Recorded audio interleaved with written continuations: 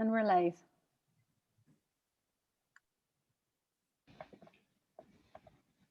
Good morning, everybody.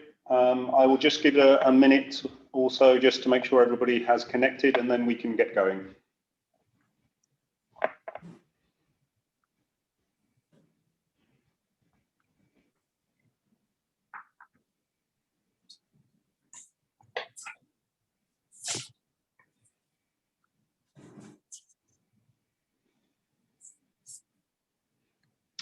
So good morning, everybody. My name is Robert Nichols, and I'm honoured to be a board member of the AmCham Dubai. I'm delighted to welcome you today to a focus on the region's business hub, UAE 2021 and beyond. We wouldn't be here without all of our corporate members and our President and Vice President Club members, whose engagement and support we have very much appreciated. We would also like to thank AmCham Abu Dhabi for supporting this initiative. Today, we are delighted to bring you an opportunity to learn about the recent changes in Dubai's 100% foreign ownership law, trends in the free zones in the UAE, and the reintegration of Qatar to the GCC, and how the UAE is a key and important hub in this region. To begin, we would like to introduce you to our speakers, and before we finish, we will host a Q&A. If you have any questions, please do send them across on the Q&A section of the Zoom call that we're on. So let's begin. Firstly, I'd like to introduce Shahram Safi, who is a partner at Afridi and Angel. He has been practicing as a legal consultant in the UAE since 2002. He heads the firm's real estate and venture capital practices. Shahram also represents clients on general corporate matters, private equity, and venture capital. He is a qualified solicitor in England and Wales and a member of the California State Bar. He obtained a Juris Doctor from the University of British Columbia. He is also a registered professional engineer. Thank you. Thank you very much. Thank you. It's my pleasure to be here, and good morning, everyone. It's a pleasure to be talking to you on this lovely morning. Today, we're going to talk about an incredible legal change. It's rare that lawyers get excited, but I can tell you that most lawyers in Dubai are very excited about this change that we're going to talk about today, the 100% foreign ownership law. It is truly an earth-shattering, from a business perspective, change. So we as a law firm have been here for 45 years. We've been advising clients on corporate matters and disputes and so many other matters that clients come to us for. We've been fortunate enough to be advising them. And the 51% local ownership requirement has been front and center in our discussions for 45 years. So when a company wanted to come here and the discussion was, how do I set up? Where do I go? What do I do? The number one issue that would be the discussion point would be, you want me to give 51% of my company to a local UAE national? Well, that's nerve-wracking or nervous. How do I do that? What are the solutions? If I do it, then do we have side agreements so that I retain some control, etc.? And so that's been a significant issue of discussion for 45 years. In the 1980s, the free zones were a solution. JAFZA in the mid-80s was the first free zone to come online, and it provided a partial solution. It said, well, in the free zones, you don't need a 51% UAE national shareholder. You can set up the company and it belongs to you 100%. And that was a good solution. It did attract a lot of business, but it wasn't a full solution. Still onshore, there was a requirement for a 51% UAE national shareholder partner. In 2019, the door opened a little bit more. There was a law that was passed, and we'll talk about it, that gave a positive list, 122 of them, where 100% foreign ownership law was allowed. That was in 2019. It was only year and a bit ago. But then what we're going to talk about is the biggest change, the sort of earth-shattering from a business perspective move, which is the law, the federal decree 26 of 2020, the new 100% foreign ownership law. And this has opened the door almost fully. So on 23rd November 2020, WAM, the official news agency of the UAE, reported that a federal decree had been issued. It introduces significant amendments to the UAE federal law 2 of 2015, annuls, gets rid of the requirement for commercial companies to have a major Emirati shareholder or agent, and it allows for full foreign ownership of onshore companies. This is a significant change. Next slide, please. So the law.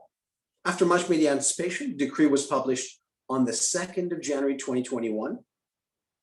Decree does not come into force until 6 months after it's gazetted, it's published.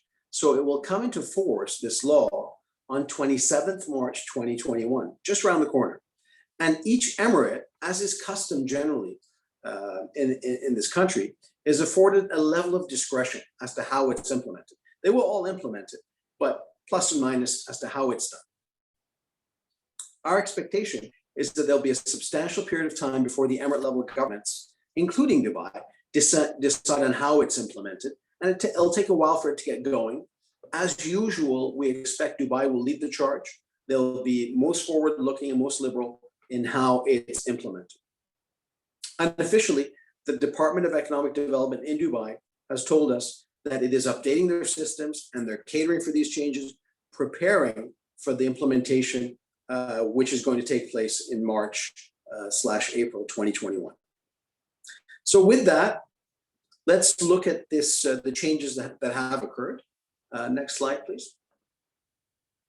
So this is by far the biggest change, the removal of the 4951 requirement, meaning that a foreigner can now own 100% an LLC in Dubai as of course, end of March 2021.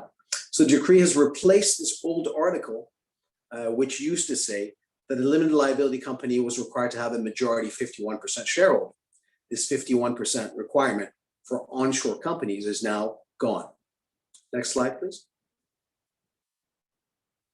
So under the new article, the 51% requirement has been removed for LLCs, but there is an exception, and the exception is for activities of strategic effect. So just to summarize, there's no longer a need, generally speaking, for a 51% UAE national shareholder partner in an LLC, but there is a small exception, which is why the door is open, but perhaps slightly left as to full open. But this is a very small exception, the activities of strategic effect. And for LLCs that practice activities of strategic effect, the government will have the power to determine the percentage of UAE nationals. We expect this to be a small exception, but to include at minimum oil, potentially certain things having to do with security services and things like that. But generally, when it comes to the majority of business, we expect that the 51%, the vast majority requirement is removed. So it is a significant opening of the door to maybe 90–95%, if you like. So it is a significant change. Next slide, please. The other change that's in the law is the removal of local UAE agents. So the law talks about the removal of the 51%, the requirement for 51% UAE national, but also the agent. So the decree provides that Article 329 of Federal Law 2015, number 2, is canceled. What does that mean? It means that a branch of a foreign company, as you know, you can have an LLC, you can have rep offices, you can also have branches, but a branch of a foreign company will no longer be required to appoint a local UAE service agent. Under the law, they have to do that, and they had to do that, and so they were the ones that would receive certain correspondence, etc. That's no longer a requirement. That makes the setting up of a branch easier, faster, and we expect this will provide branches with significant cost savings in the sense that they won't have to pay for a local UAE service agent and versus various admin things that are related to that. So that's also another change, which is quite beneficial for business. Next slide, please. And as a matter of course, the law in 2019, which I talked about when I was giving you the history of what had happened in the past 45 years, that also is now canceled. This was actually a phenomenal law. In 2019, the FDI law, the Foreign Direct Investment Law, was passed, which said that 122 economic activities did not require, no longer required a 51% local shareholder, UAE national shareholder, and they were allowed to have 100% foreign ownership. They included agriculture, manufacturing, renewable energy, et cetera, et cetera. That law, of course, is no longer necessary because now instead of the door being 50, 60% open, it's now 95% open. And so that's why this law is now canceled. It's belts and suspenders. It's a thing that had to be done. So that's just something that you should know about. Next slide, please. All right. Also, if we're interested, for those who are interested in public companies, the law also dealt with that. There's a removal of the nationality of board members requirements for public companies. So the decree has replaced Article 151 concerning the nationality of board members for public joint stock companies. Under the old Article 151, the majority of the board was required to be UAE nationals. Next slide, please. Under the new Article 151, the percentage of UAE nationals will be determined by the competent authority, and as mentioned, it is expected no longer to be required for a majority to be Emiratis, UAE nationals. So that's also a change that will be perhaps helpful to some. Next slide, please. Now, we've discussed this really amazing change where LLCs have been opened up to 100% foreign ownership. This is really the biggest change, and certain other changes which are ancillary to that. But one thing you have to bear in mind is that those are corporate law changes having to do with company law, but they do not affect land ownership. These are actually two different legal regimes, generally administered by different government departments. And so they don't affect that. Land ownership still remains the same. The decree does not change the rules on ownership of land by LLCs. And I'll give you an example. So in Dubai, as an example, there are these designated areas by law where foreigners can own. They include Jumeirah Lake Towers, Dubai Marina, Jumeirah Islands, the Palm Downtown Dubai, Emirates Hills, etc. That continues to be the case. Foreigners can only own in these areas, whereas GCC nationals, including UAE nationals, can own in these areas, plus in the other areas of Dubai, Murdif, etc. So this corporate law change doesn't affect the land changes. The land rules remain the same. This means that an LLC that is 100% foreign owned will still only be allowed to purchase property in only the designated areas in Dubai, not in the other areas. So this was a comment that we'd like to make in order for you to know about that as well. And next slide, please. So in conclusion, we believe that these changes are a tremendous positive step forward to opening the economy to foreign investment.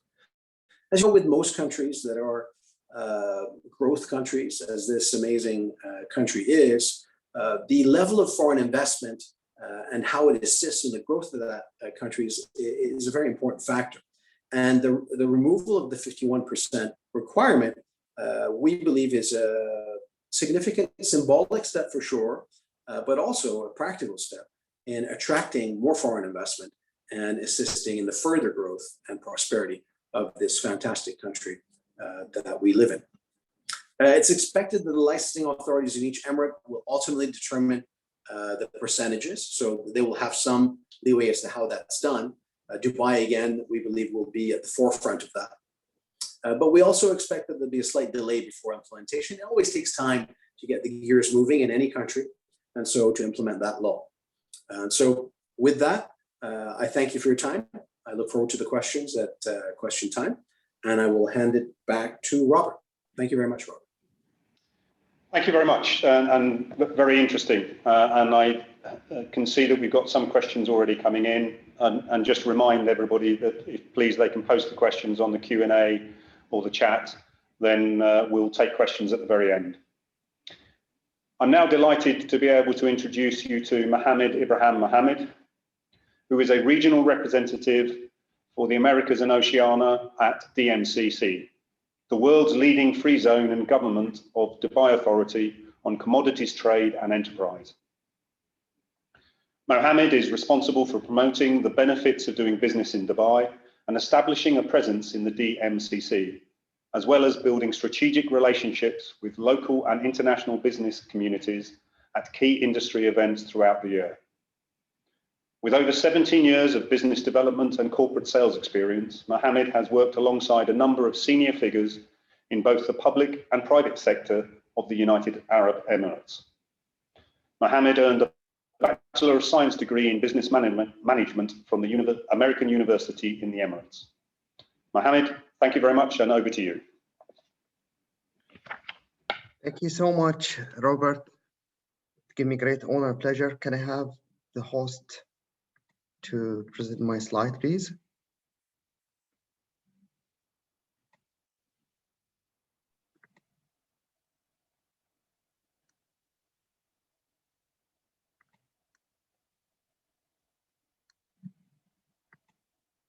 I cannot share mine.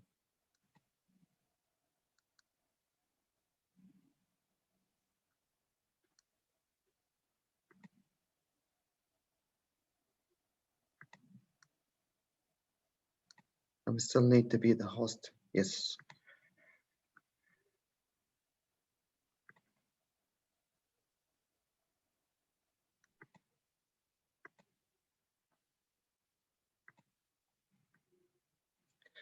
Good morning, everybody. Thank you. It gives me great honor and pleasure to be here with you. Allow me to take you through the DMCC presentation. I hope I can be able to explain who we are, what we do, what we have done, and what we are planning to do also. Talk about Dubai. It's a global central hub, central time zone, multiple countries within 8 hours flight distance. If you look, for example, the location of Dubai, it gives you 7.5 hours to London. You talk about 8 hours to Seoul. You talk about 7.5 hours to Cape Town, 4 hours to Cairo, 5 hours to Moscow. So this is give you a strategic location of Dubai and how it's been will not be recognized. And also we are in Dubai, run as a tolerant and safe multi-country society. It's one of the safest country, very friendly business use in terms of setting up your business, establish your company, and also it give you accessibility around 65% of global GDP growth. And it's also, it is another matter is connecting you with around 2.4 billion between consumers, traders, producers. That comes from China, Dubai, Africa, Dubai, India, Dubai. Talking about DMCC, it's a part of the government of Dubai Authority dedicated to have Dubai as a global gateway for commodity and trade. That's why the main reason that we established DMCC in 2002. It's a free zone regulator as well as trade facilitator.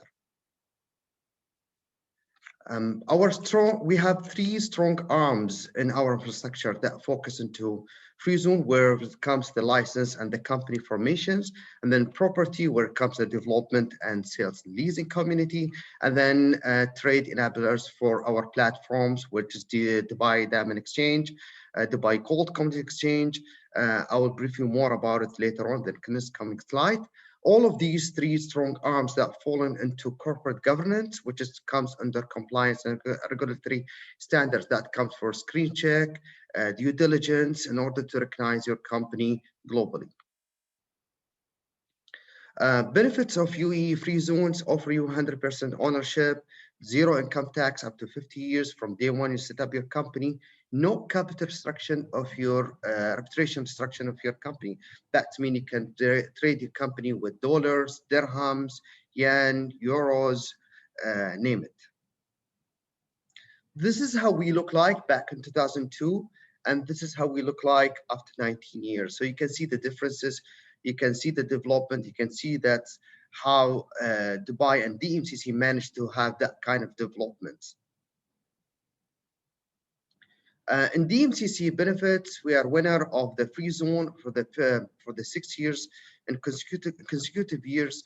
Located in New Heart of Dubai, we have been winner into best city to be live and work, serviced of the world-class transports, and then trusted partners. So whenever you set up your company in DMCC, you will be with a trusted partner as a government of Dubai. Trade enablers through our platforms, and also we connect you through different type of events and business clubs.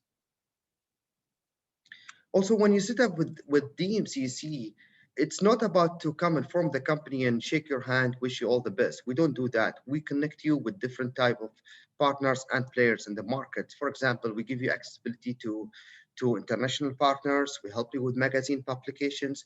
We create different type of knowledge series that comes for any type of activity or focus into any sector you desire. We have also business incubators such as Astrolabs, NOC. Astrolabs is a well-known certified by Google startup. We have NOC into wellness and co-working space.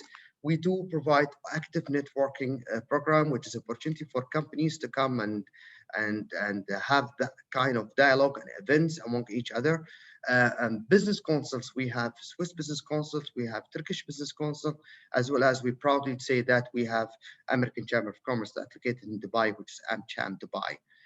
Industry clubs, we do have energy clubs, we have food trade clubs, and also we are happy and open to offer any type of business clubs that company desire to go for. Value-added services. So when you set up a company in DMCC, you don't need to go outside DMCC to apply for additional services that may require for your company, such as corporate credit card, business package, company stamps, company websites, business applications, warehouse solutions, so recruitment packages, all of that available in DMCC as a one-stop shop service, plus they are now available online. So we are in numbers, we are around 2 million square meter developments that surrounding over 18,000 plus companies, 170 countries. They are represent themselves from DMCC, 64,000 employees that in free zones. We have 55,000 central parks. DMCC itself contribute to Dubai 10% GDP growth. In this slides, you can be able to see, once you set up a company in DMCC, you can be eligible to go to apply for a visa through two options. Option one, either through employment. Option two, either through the shareholders. And that giving you option into 3 years visa. It's unlike Dubai and other free zones, with a condition to renewal for another 3 years visa. Subject, once you have that visa activated in your passport stamped, you need to be within the country within a 6-month time, just to ensure that the visa is being active. In business sectors, there's some of the business top sectors that we have. For example, we have energy sectors that are around 9%. We have hospitality into 3%. Metals and minerals 3%, general trading 7%, food and agro 8%, constructions 8%, professional services 13%. So when we say 170 countries, they represent themselves in DMCC. The majority goes to India, they are 29%. We have United Arab Emirates 22%. 14%, sorry, United Kingdom 22%, 14% goes to United Arab Emirates, Egypt, Lebanon 6%, British Virgin Islands, United States of America 5%, and France as well. Then 4% goes to Pakistan and Canada. We have around 39,000+ American citizens that are working, living in UAE. We import $20 billion US. and we export from US, and we export $4 billion US. We have 719 American citizens that been sponsored by DMCC, and we have in DMCC itself 586 US companies. On the right slide, you can be able to see the US brands. In the next slides, you can be able to see the sum of the world's leading brands that consider DMCC as a home for them, and they operate from DMCC. I'll give it a second. Then we talk about the DMCC platforms. We are into Dubai Gold Commodities Exchange, that's the leading derivatives, the exchange in Middle East. Then Dubai Diamond Exchange, that put us to be the gateway for the global diamond trade. And then DMCC Trade Flow, it's a dedicated online platforms for our registered ownership commodities to have stored in UAE facilities. And DMCC Trade Center, DMCC Tea Center, it handles around 45 million kilos of tea yearly. That put us to be the largest re-export tea in the world. And then comes our desire one, it's DMCC Coffee Centers. It's developing a major new supply of chains that will be focused by bringing the coffee producers, coffee players, coffee end users in Dubai. Then we talk about basic and commodities that focus into gold. It's world number one bullion hub for physical golds. It's handle around 40 US billion. We talk about the diamonds, top 3 diamond trade centers that handle around 29 billion US dollars. And the tea, putting us, as I said, largest re-export tea, agro building in the global centers for trade and agro commodities. And then the coffee developing the major new supply.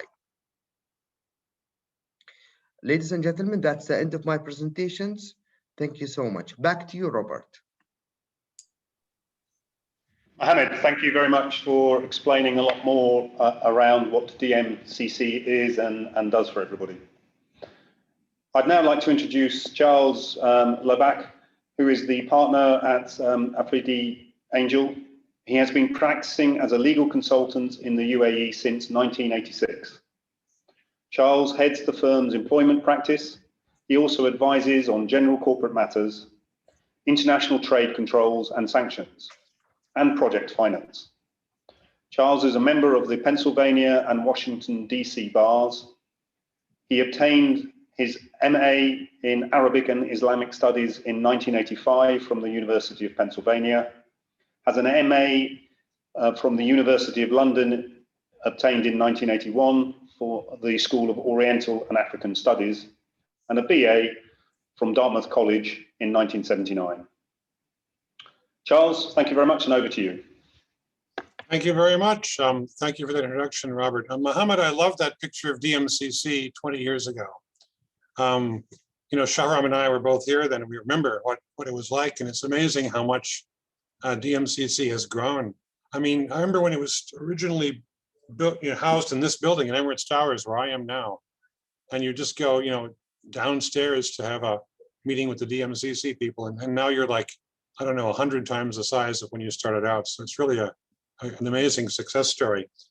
So I enjoyed that presentation very much.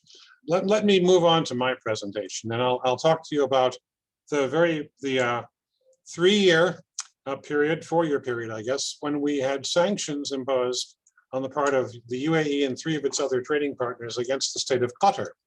I won't get into the background, the differences, the political differences and strategic differences between the UAE and Qatar that led to this. It was a bit of a surprise for me, certainly. And back in June 2017, when the sanctions were imposed, no one really knew if it would last a week or 2, or if it would last a year or 2, or maybe longer. I think we're all fairly happy that business is mostly back to normal now that relations were restored in January with the Al Ula Declaration. But let me just walk you through a little bit. Can you go to my first slide, please, Samra? And I've only got 2 slides, so it's going to be a pretty easy job in terms of flipping slides. But again, let me just put you back. What happened? In June 2017, the UAE, Saudi Arabia, Bahrain, and Egypt all announced they were imposing various kinds of sanctions on the state of Qatar and on companies and nationals from the state of Qatar. And the sanctions that took place right away was number one, prohibition on direct shipment of goods between UAE and Qatar.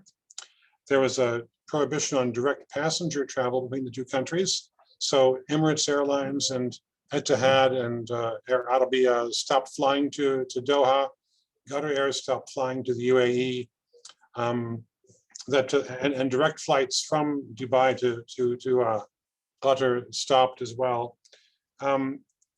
There were a number of sanctions that were imposed against specified individuals and corporations of the state of Qatar that were promulgated here pursuant to the anti-terrorism financing regulations of the UAE. And some of those are still in effect or have not yet been formally removed, so they're worth thinking about still. And as lawyers, we get all kinds of questions, especially on projects. Does the boycott of Qatar, the sanctions against Qatar, constitute grounds for force majeure? And again, it's one of these things, lawyers love them. They're very fact specific. You've got to look at the underlying contracts and see what's defined and see if it gives you relief from performance of contractual obligations. Maybe it's force majeure, maybe it's a material adverse condition, maybe it's a change of law, maybe it's not really an impossibility, but it's an undue burden of performance. And so for a while, especially in the latter half of 2017, a lot of us, I know in our firm and many other firms, we're dealing with these issues of what is going to happen to all of the companies that have, a regional headquarters in Dubai, but significant operations in Qatar. What about companies that are headquartered here and have construction projects in Qatar?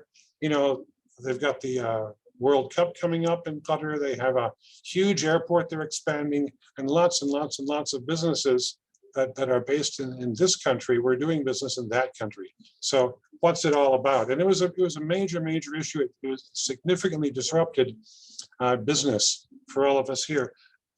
There were quite a few misconceptions, and let me address a few of those because I can see I still read about them. This was not a multilateral sanctions regime. It wasn't like the Arab League boycott of Israel, which has also recently ended. This was a series, 4 countries basically decided unilaterally to impose trade sanctions on the state of Qatar. So it's really, bilateral sanctions, not multilateral sanctions. It is wrong. It's wrong. It's categorically wrong to call it a blockade. Qatar was never subject to a blockade by anybody. A blockade is when you just put a cordon sanitaire around a country and no one goes in, no one goes out. And that didn't happen. Other countries were able to ship goods in and out of Qatar, and passenger service went to Doha and out. It just didn't go through the airports of the boycotting countries. So it was not a blockade. It's wrong to call it a blockade. International law regards a blockade as an act of war. It wasn't that at all. So when you see someone talk about the blockade of Qatar, just bear in mind that they're not using that term in a very precise way. And that's a little bit inflammatory. I don't like seeing that word in print, to be honest. There are blockades, but this wasn't that. A lot of problems arise when a country tries to impose secondary sanctions. And for example, the Arab League boycott of Israel imposed not just sanctions on Israel and Israeli companies and Israeli nationals, but also on companies that did business with Israel. Of course, this has now been stopped as far as UAE is concerned, but that kind of secondary boycott is what, at least in Washington, gets a lot of politicians and a lot of public figures really upset. Why are you harming American companies, innocent bystanders, when you've got a dispute? Again, that didn't happen in this case. Nobody was sanctioning American companies that were doing business in Qatar. It was just again a bilateral and primary system of trade sanctions. So that's what happened. It lasted, like I said, up until about January of this year, and now it's been unwound. The sanctions were implemented in a number of different ways. There were some formal measures taken, and by that I mean there were gazetted resolutions that formally impose sanctions on specific parties and companies from the state of Qatar. But there are also informal or internal instructions. For example, nobody ever decreed in the Federal Gazette that you couldn't fly a passenger aircraft between Dubai and Doha, but it stopped. And no one said you can't send a freight carrier from Mina Rashid to Qatar, but that also stopped. And so a lot of these things just were done as by the way of internal port rules or civil aviation rules or visa requirements, things like that. But so as a combination of formal and informal measures were taken to implement these sanctions that were directed against the state of Qatar. Qatari nationals had problems renewing licenses in the UAE. I think the same was true of UAE nationals in the state of Qatar. There were problems with transactions that were designated in Qatari currency, the Qatari riyal. I think for a long time you couldn't convert the Qatari riyal into UAE dirhams. Things like that were going on. Now, because there was a combination, and let me go over to the next slide, if that's all right. There was a combination of formal and informal measures against the state of Qatar. Unwinding them is also being done in different ways. Next slide, please. A combination of the formal measures need to be then formally withdrawn, okay? The informal measures don't need to be formally withdrawn. It's just a question of changing procedures and changing internal instructions. And a lot of that's happened already. My wife said she saw a man driving a car with a Qatari license plate down the street in Dubai a couple of weeks ago, which shows you that, okay, they're driving over here. I understand that the license restrictions on Qatari nationals setting up businesses here or buying shares, those are largely gone. Of course, passenger service, air travel is back again. Cargo service, air and sea is back again.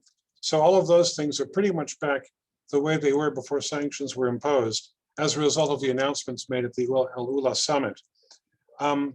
Now, a couple things are still not back to normal in terms of, and this is a thing to watch out for. Don't go and step in a problem without knowing the way.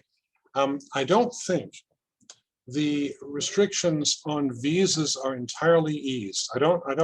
For a Qatari national and UAE national, I think you can still go back and forth between the two countries for visits. But I don't think it's true that you, as an employer here based in UAE, you are free to hire a Qatari national like you are any other national of a GCC country. Instead, they're treated more like non-GC nationals in terms of visas for employment. So there is a CD, a security check. There are some individuals that are still sanctioned for reasons totally, things like supporting Hamas and supporting Hezbollah, things like that. And so you've got to be careful about that. So you there are still some restrictions on hiring nationals from the state of Qatar. There are likewise some restrictions on, again, those restrictions that were imposed on nationals and individuals of the state of Qatar.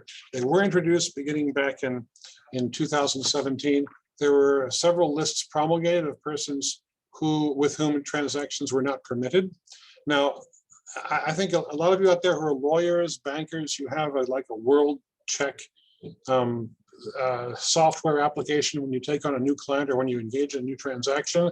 And these parties should all be there, but you should also be subscribing to the UN sanctions list and the UAE's local sanctions list and getting these announcements that come around of sanctioned parties being added and taken off the lists. Usually it's Somalia and Yemen and Syria, but occasionally you'll see a national of Qatar, either an individual or a company, going on the list or now more likely coming off the list. Here in the UAE, the whole system for listing parties under the ATF regulations, the anti-terrorism financing regulations, they're now governed by this cabinet resolution from last year, number 74 of 2020.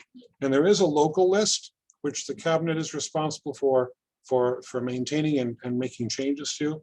And there's also an international list, and there's a separate sanctions committee that is in charge of, I guess, implementing the international sanctions list with regard to the UAE. So don't think automatically that every Qatari national is unlisted. Some of them still are. Some of them probably are going to stay on that list because of things unrelated to the trade sanctions.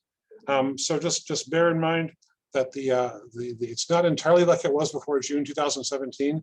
There are still a couple of direct listings like this that are in effect.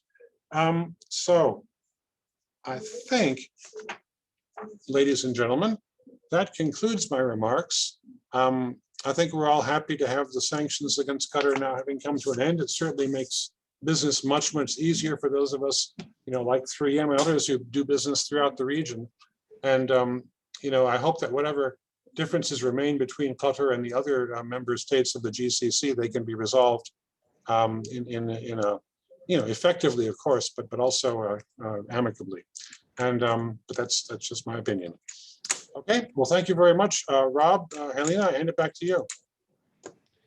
Thank you very much indeed, Charles, and to Mohammed and Shahram as well.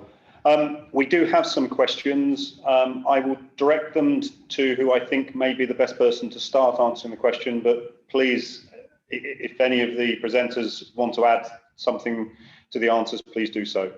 So, Shahram, starting with you, a question around can a current LLC that has been set up based on a 49-51% ownership convert or change to 100% foreign ownership, or do they need to kind of cancel their current organization and reset something up? Yeah, so if we think about it in this simple fashion, that you have a company that's 51% owned by an Emirati or UAE national and 49% owned by you, then to put it simply, you would just ask the Emirati UAE national to transfer his or her shares to you. And that would be effectively the solution. It doesn't have to be complicated as far as the procedure goes. Of course, based on how that business works and what the nuances are, you may have to convince that Emirati to do so, perhaps a certain type of settlement or payment, etc. But really, it is as simple as converting it, transferring the shares. However, if for some reason that becomes problematic and that transfer is not happening amicably, etc., then you could always think about walking away from that company. And I know that's not easy to do when you have goodwill, etc., but just talking about solutions, and set up a new company where you're the 100% owner of that company. But the general answer is you would just get the 51% to transfer to you. Great, thank you. A question that I'll direct to you, Mohammed, if I may, and linking really to all the discussions we've had about what the DMCC has been doing for people in the past. How will the DMCC continue to attract foreign companies, given the fact that company law is changing and there isn't the requirement for a local sponsor or for being in a free zone? Yes, thank you, Robert. Well, in my opinion, I think that the DMCC from day one has been initiated to attract foreign direct investment as 100% ownership. That's number one. And we create a proper platform with proper know-how, and we have the experience in how to advise the company what's the best scenario to set up the company, what's the requirements, and it's one-stop shop services. So that's why help DMCs to be one of the largest free zones in the world in terms of the facility, in terms of the services, in terms of the infrastructure. So yes, you talk about we have around 48 to 50 free zones in UAE. So still, we always advise the company what's the best activity, what's the best focus sectors, and where to set up the business. So our initiatives with DMCC is still ongoing in terms of attracting the business. We are under development to expand the DMCC. We also part of Mr. Shahram had mentioned earlier, JLT, one of the area where a law allowing them to own the company as 100% ownership, as well as to buy asset as an office. So in a DMCC free zone, it eligible you to own the to purchase the office as lease to own, which is that another sort of attractive. So we do have a lot of companies that having set up in DMCC, but after sometimes they come over to DMCC, they said like, look, the best scenario is to purchase an office and to be located in DMCC. So they will have two options are available for them to set up their business. Excellent. Thanks very much. Shahram, back to yourself, if I may. Two questions around the activities of strategic effect. Firstly, what does that really mean? And then secondly, are the decisions regarding this going to be company specific or activity specific or a combination of both? Yeah, what does it really mean? I think we're gonna have to wait and see, but based on the history and custom and based on the law in 2019, I think there are going to be sectors that are very important strategically to the country. One sector, which is obvious to all of us, is oil and gas.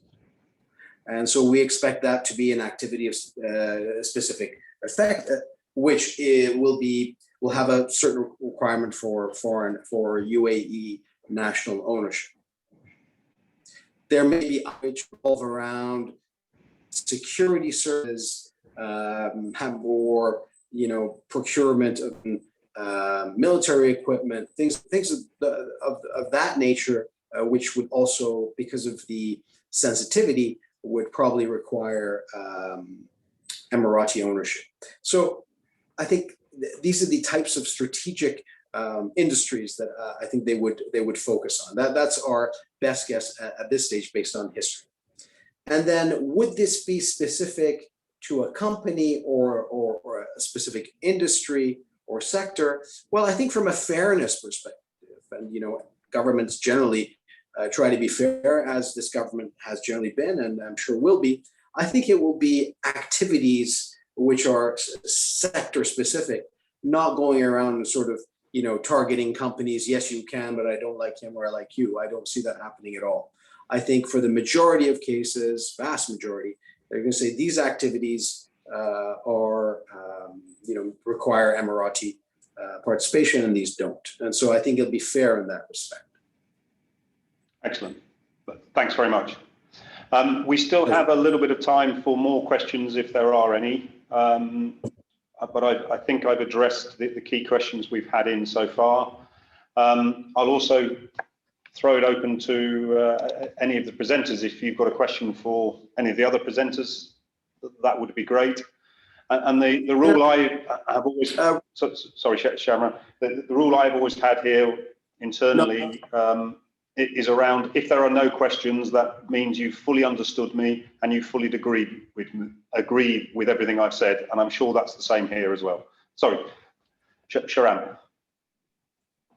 Yes, sorry, thank you very much. I noticed there was another question in the Q&A where from Karen Luzolo, who says, how should company prepare for this change in 100% foreign ownership as of today?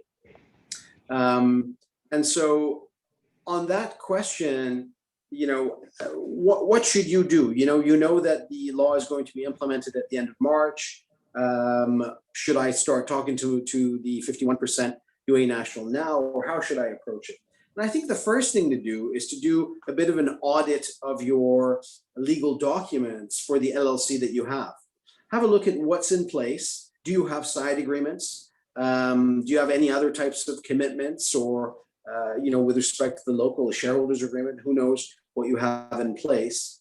And then once you know what your position is as far as your documents and your relationship vis-a-vis the 51% shareholder, then you should await the actual implementation and the details.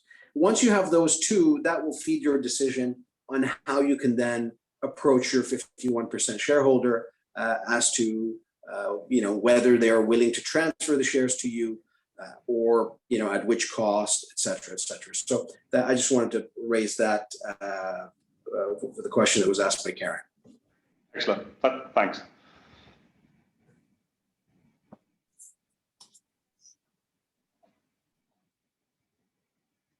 Okay, I think over to you, Helena.